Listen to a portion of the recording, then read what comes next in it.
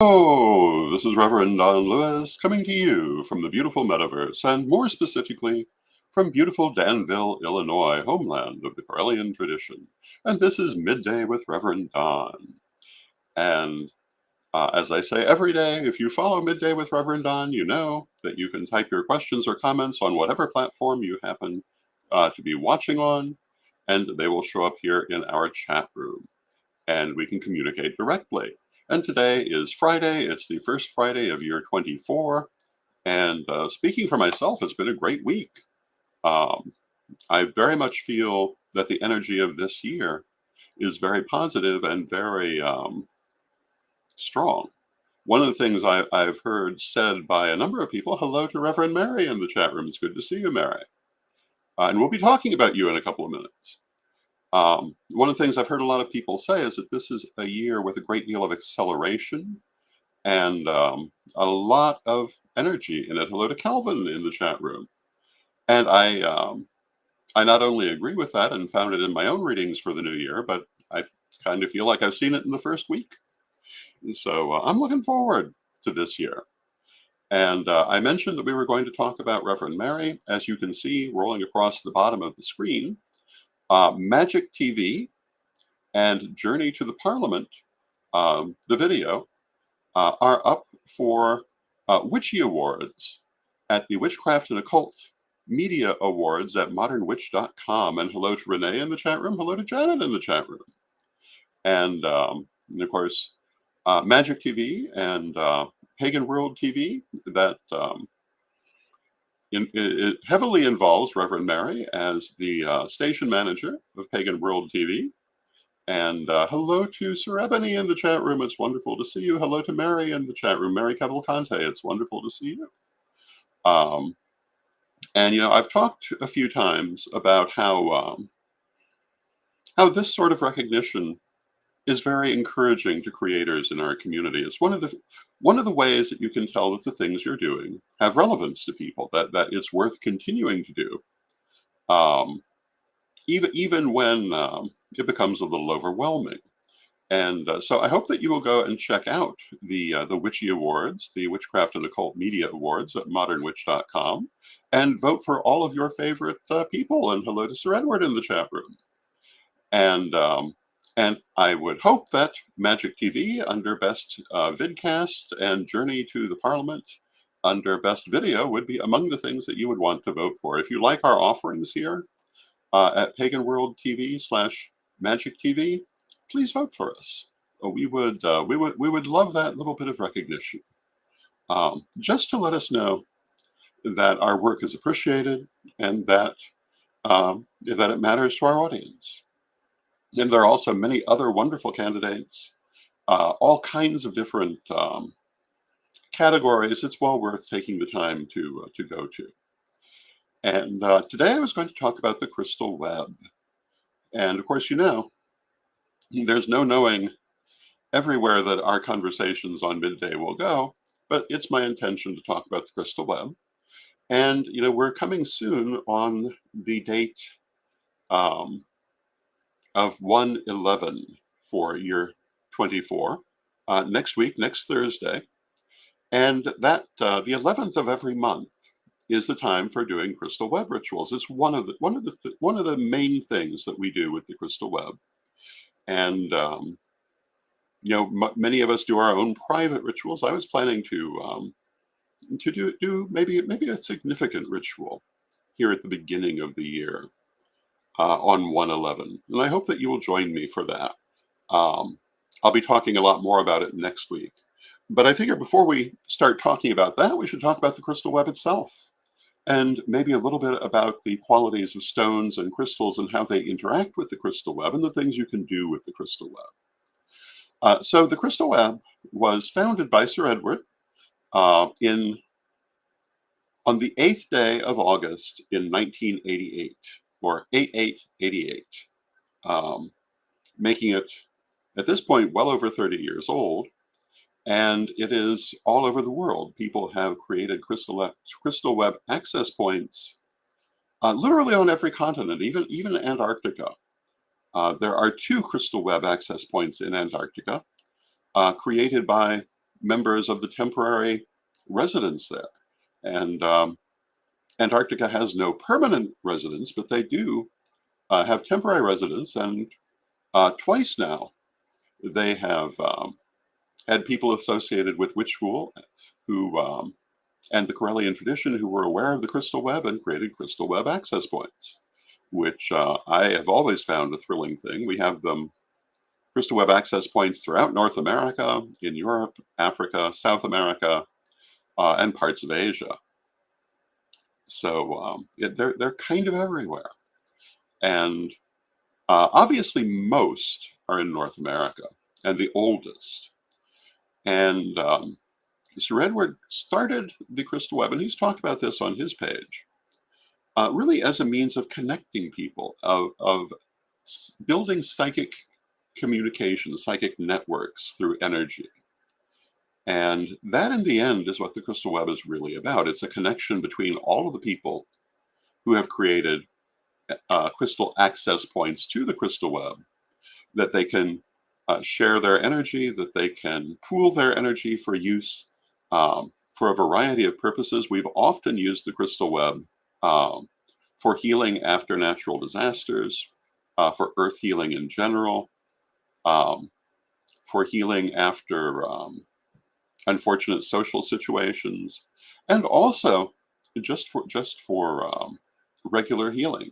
And everyone who has an access point can access the crystal web and use some of that energy, which is refurbished every month on the 11th. And they can use it for their own purposes, their own healing, um, their own positive spell work in life, just to replenish their personal energy. There are lots of things you can do with it, and it also can be used for communication.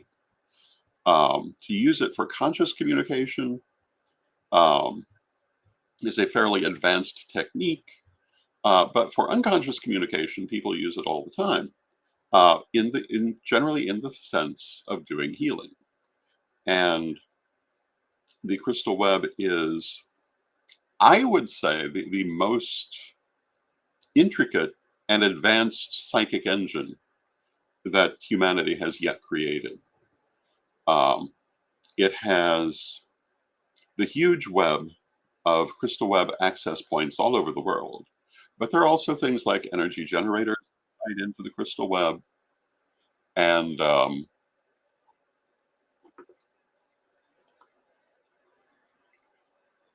and many such energetic aspects. Mary says, I connected to the crystal web to protect my home from a tornado once. That's exactly the kind of thing that you use the crystal web for. Um, if you find yourself in a place where you need healing or protection, or even just um, momentary strength, you can call on the crystal web. These are some of the reasons it's there. It's a connection between people. And the full uses, of course, we will only discover over time as we use it more. But we'll be talking a lot more about it um, between now and the 11th. And as I say, I'm hoping to do um, probably more than just your average crystal web ritual on the 11th. Now, I've talked about crystal access points several times. There are a number of places where we talk about how you can create that. We have a number of videos on Magic TV where you could go and see how to create a crystal web access point. Perhaps I'll review a couple of them on my page and on several of our platforms to help people see how to create one if they don't already have one. Um, and there are also more than one way to do it, but the way that I have always recommended is in the video. Um, but basically, you charge your crystal to connect to the web, and you can use it to put in energy and to pull out energy. And what kind of crystal would you use? Well, generally people use quartz crystal, and we know about the many properties of quartz crystal. We're communicating now through machines that use quartz crystal as part of their structure. Quartz crystal is very good for amplifying and um, projecting energy in this way. But there are other things you can use it as well. It doesn't have to be quartz crystal. Hello to Tom in the chat room. It's good to see you, Tom. Um, every crystal has its own energy, and some people will choose to use crystals that have particular energy um, that has to do with how they wish to use their access point. If they want to really focus on healing, if they want to focus on communication, a lot of people use crystal web access points also to help with their own psychic abilities, to help strengthen their psychic abilities. If that was the purpose of your crystal web access point, you might choose to use amethyst, for example, or lapis lazuli. And it's not uncommon that people's access points will also be crystal grids, not just a single crystal. And some of the most complex crystal access points include dozens of stones laid out in intricate patterns, mostly using the principles of geometric magic. And we talk about geometric magic on Wednesday. And this is the use of different shapes for different purposes, the different qualities of different shapes and the way that energy flows through them. And of course, the thing that gives the shape its quality is how energy interacts in that form. So, for example, you would use a circle. You could use it for containment. You can also use it for amplification. You use a triangle for transformation. You might use a square for stability, and so on and so forth. Um, you might use a simple line for projection from one thing to another. There are all kinds of uses of geometric magic. But in creating crystal grids, you often do use geometric magic and often a number of different shapes to help to point the energy where you want it to go. You do this also with magical tools. If you look at people's magical tools, you'll often notice that they involve geometric shapes in one way or another. And it's using these qualities. Not everyone, not always, but you'll notice it often enough, and you'll find um, that geometric shapes show up a lot in metaphysics, and it's because they, like everything else, have their own energetic quality. Now, if you are doing this kind of crystal grid for your crystal access point, in addition to the shape, the particular stones you might use would be important. You might use a quartz crystal for your main access point, or you might not. You could augment it with things like lapis lazuli, which is good for psychic communication, amethyst, which is good for spirituality, and therefore also good for psychic things, turquoise, which can be good for communication, and also um, for positivity and blessing. You could use carnelian, for example, to strengthen the energy. You could use malachite or um, similar stones for growth, expansion, perhaps prosperity. These are some of the different kinds of stones you might use, and you want to cleanse and bless every stone um, as you set it into place. And if you have a personal area to create your crystal access point, you can be as complex as you want to be. Um, most people keep it fairly simple, but there are some that are very complex. At Cricket Hill in Chicago, um, there were some very complex grids, and other places in Chicago, which basically is where the web originates. And Sir Edward says, we can use a lot of entangled energy, and that's absolutely true. The web has many different ways of creating your access points and using your access points. We have a book on it. They're not currently available in print form, I don't believe, but you can find it, for example, at Witch School. You can find it, I believe, in our libraries. And that is the Crystal Web Users Access or Crystal Web Users Manual, which talks about everything from creating your access point to creating a remote access point or a group access point, which are minor differences to how you can use geometric magic. I think it probably talks about the color of energy and all the different things that you can do, or many of the different things you can do with the crystal web. And hello to Jade in the chat room. It's good to see you, Jade. I will say that the crystal web is a very subtle and complex engine. So I want to avoid using the term everything you could do, because I don't think we know everything you could do with it. And I believe that, like with most advanced spiritual techniques, um, a great deal of it we understand physically. Some of it we understand spiritually and are bringing into the physical. And hello to Isabel.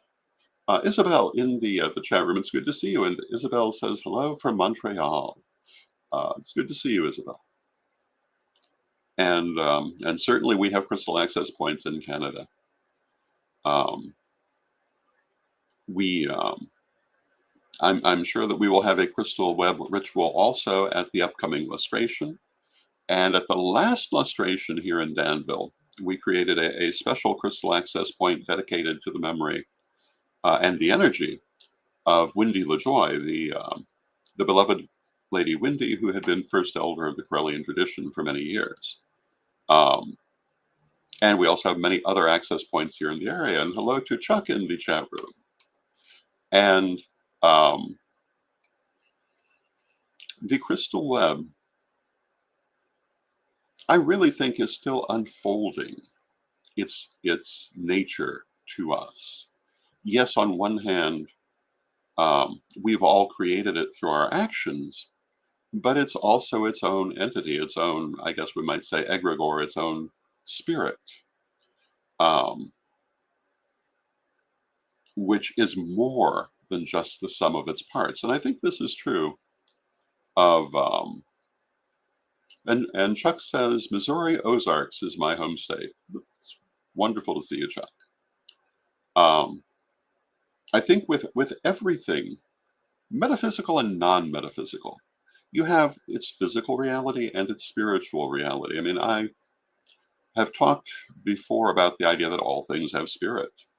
And anything that has spirit is more than just what you do with it. It's also how it reacts to you, how it grows on its own, and they do. It can be quite an exciting adventure, walking the path of spirit, because you're never walking alone, because everything is walking with you. And when you follow a spiritual path, you come to realize that fundamental idea of Western metaphysics, as above, so below, that the energy of deity, however you want to identify deity, or just if you want to think of it as the universe, is present in everything that exists, not just you, not just us, but everything else. And if you want to understand the nature of deity, you can really see it in everything if you look for it. That's why there's so many forms of divination. You can divine from literally anything, because spirit is in literally everything. And I've spoken before about how the different levels at which, from which we look at any subject, will show us different aspects of it. And we can look at the interaction of spirit and matter through the cycle of incarnation and reincarnation, or we can simply look at it through the immanence of spirit in all things. And both of these are true. It's a matter of exactly how you're looking. Because on one hand, we are many individual souls with many incarnations. And on the other hand, the entire world is one living being at the same time, the entire universe. And being able to understand that is a big part of understanding metaphysics. And it's why so many things in metaphysics ultimately have effectiveness, because spirit runs through all of them. Now, when we talk about the crystal web, the energy that we place into it, the nature of the crystal web is in effect a set of artificial vortices and meridians, ley lines running around the earth. And many of the existing vortices and ley lines also began as human constructions. A lot of times, the great energetic vortices are located on what were once sacred centers, which certainly added to the energy and sometimes created it. The repeated use of energy creates energetic centers, vortices, um, chakras, um, out of the energy that's already there and the energy that's added to it. So, in creating the crystal web, we are creating a strong energetic network around the world. And as I say, it's been being created for over 30 years. It's quite strong indeed. Some time ago, um, a priestess who was working with the crystal web monthly rituals, um, the first time that she joined a group ritual for the crystal web, found the energy overwhelming, even though she had done it. She'd worked with crystals for a long time, but in opening the web together with other people, she found just that it was full of energy. It truly is. Um, so if you open your crystal access point, um, whether in that global ritual on the 11th or for private use at any time, what do you do if you find the energy a little overwhelming? Well, you do what you would always do. You ground the energy, um, and you work with it at the state that you can. And you'll find that you can deal with greater and greater amounts the more you work with it. Um, but it does contain very great amounts of energy that, again, can be directed for healing and um, for spiritual goals of all sorts. And I think that, I would have to say, I think it's, of all the different things we've been involved with, probably the most ambitious, um, in terms of connecting people, which, as I say, was I believe the primary purpose Sir Edward originally started the web for. I don't know, other than our media work, I don't know that we've done anything spiritually more effective for connecting people than the crystal web, because it connects them energetically. And I think that has been a wonderful adventure to be involved in. And of course, the crystal web is there for everyone who wishes to use it. It is a powerful engine. And I want to take a moment and go back to the Witchy Awards, because I see them scrolling across the bottom of the screen, and I want to say again, if you missed the first few moments of the broadcast, that we are up for a couple of awards in the Witchcraft and Occult Media Awards at modernwitch.com. And under Best Vidcast, Magic TV is a nominee. And Magic TV/Pagan World TV has done so much work over the years. And I'd like to say that if you like our work, please consider voting for us. Um, Reverend Mary, who we were talking with earlier, as station manager for Pagan World TV, has done, I think, tremendous work in in media, and I would love to see our work honored in this way. The other nomination is for Journey to the Parliament, and if you're not familiar with Journey to the Parliament, it is a movie that was premiered at a pagan-made movie from us that was premiered at the Parliament of World's Religions last year in Chicago, which deals with the interaction of pagans and the Parliament of World Religions and how this has changed in the years from the Second Parliament in 1993 up through today. And there are interviews with a number of people talking about their interactions and experiences with the Parliament. Um, and it is, I think, a very interesting video. Obviously, others thought that too, or it wouldn't be nominated. And if you've not seen it, you can see it at Magic TV. You can see it on our various Pagan World platforms. Um, and I highly recommend taking the time to go and look at it. And why is this important? And when you go to the Witchcraft and Occult Media awards page, there are all kinds of different categories and people you can vote for, and you should vote for whoever you think most deserves it. But we would be very pleased if some people thought we did. We have been doing this now, well, at Magic TV for the better part of 20 years, and in other forms of media much longer. And as I've said in other programs, recognition from the community is one of the things that really tells you that what you're doing is worth continuing. And um, it is always very welcome to have your work recognized. So I hope you'll consider voting for us. Um, and anything like this, I was saying we've been doing Magic TV itself for just under 20 years. And there are times that gets very old. There are times when it's like another day. Um, I did Reverend Don's vlog for a solid 10 years, and toward the end of it, um, it became difficult to continue, um, simply because it had gone on so long. I enjoyed it still, but I found it harder to keep going. Um, and when I moved on to other projects such as this, I found new inspiration.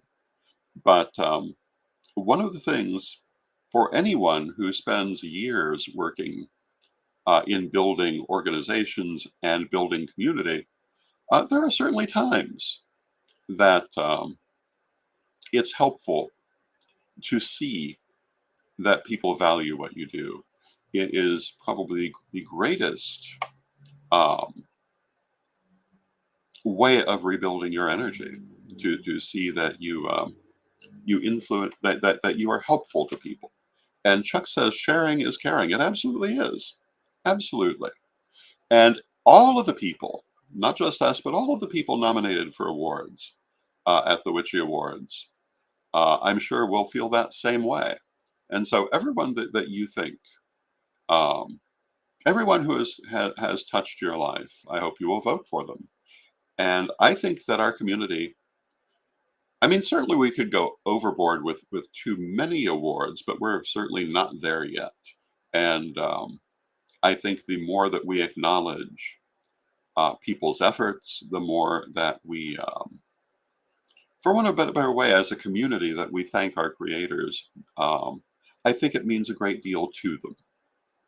And I hope that you will support that. And with that, I see that we've come to the end of our half hour. We'll be talking more about the crystal web and a variety of other subjects, I'm sure, next week.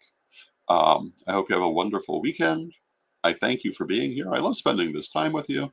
I love seeing all the people in the chat room. I love seeing old friends in the chat room, and I also love seeing new names I've not seen before. It does kind of make my day. And I hope that you enjoy the program, and let us close with our prayer, as we always do. Divine Mother Goddess, Divine Father God, beloved ancestors, we thank you for all that you do for us in our lives, and we ask you to help us to have the connections with other people that give value to our lives and help us to grow and to expand in our spiritual quest.